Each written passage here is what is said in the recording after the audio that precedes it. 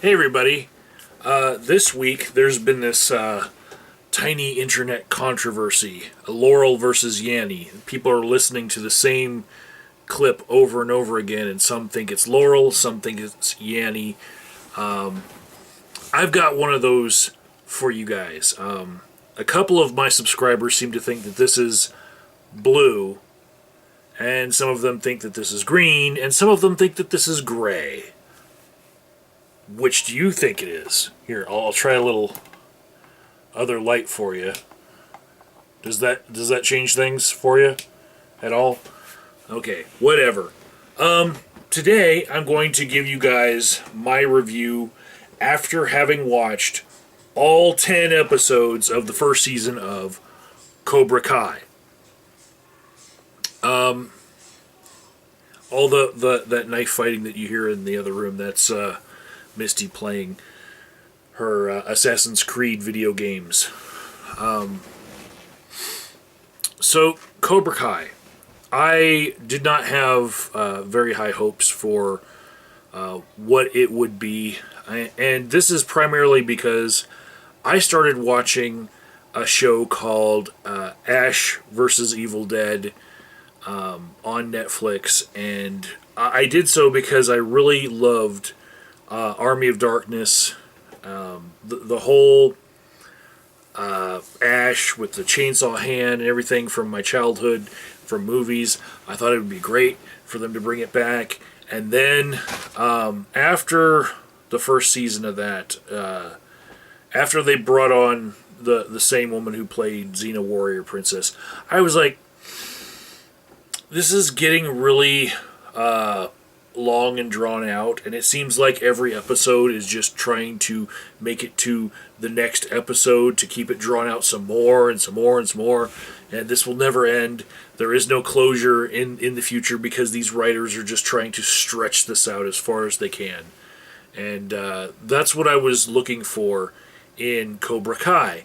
I was thinking that this would be a horrible, just raping of my childhood. And I was actually pleasantly surprised by Cobra Kai after finishing all 10 episodes. And I will say that I actually felt a lot more like watching the next episode than I did Ash vs. Evil Dead. Each episode built on the last. The story arc was tight. There were a few things that I could see ahead of time. I could predict what was coming, but there were a few, I'd say, curveballs in it. I think that the whole you're gonna teach my son karate thing was a little contrived. I felt like the planets would have to align for this storyline to be believable.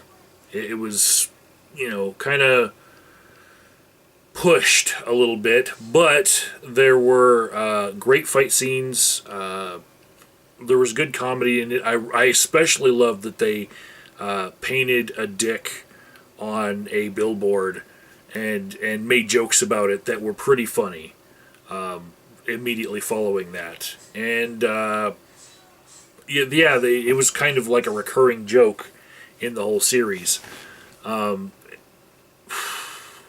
It was a little bit more campy than the movies were, but that's to be expected from a series. What I didn't like about the series, especially, was the wax on, wax off sequence that they brought back. It was incredibly short for what they're doing. In the movies, we really got this feeling of this long, drawn-out process that it takes to learn karate, right? And in the series, it seems like it took just a matter of minutes for someone to go through this montage of, start with washing these cars, and then all of a sudden you can squeegee left, squeegee right, wax on, wax off. And it was just way too fast I felt like there was not enough build in it. But other than that, I really felt like it was incredibly well shot, and taking the footage from the past from the movies and then reinserting it into this series, I felt like it was well done. I wish Pat Morita were still alive to be able to be a part of the movie, or sorry, the new show. From the movies, but unfortunately he's already dead. So they did have a gravestone for the character for Mr. Miyagi, but the story still is good without him. I don't know what happens to the other Karate Kid movies that did not have Daniel San as the protagonist. There was the female Karate Kid, and then there was Will Smith's son Jaden. Are they going to make appearances? I don't know. Will they? Because it's kind of like the Fast and the Furious. The Tokyo Drift movies were not really part of the regular canon until you get to like the later movies, and you're like, holy shit, they are all connected. Even the one that seemed like it was his own spin-off movie and just had fast cars, and that was how it was connected.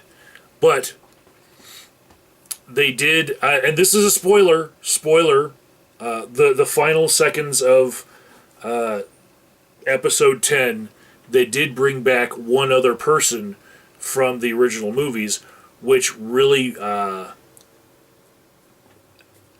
I felt like that was kind of a moment of this could have a season 2, and also there were other protagonists in the waiting that were building up, in this first season. I really felt like, this will probably go a couple seasons, and it's not just YouTube Red throwing their money away. This was, a great production. These 10 episodes fucking kicked ass, and I do recommend them. If you guys want to watch it on YouTube Red, I'd say that's one show that's worth it. And if you're waiting for a whole bunch of shows, score that as one that you should watch. Thumbs up. And that's my review.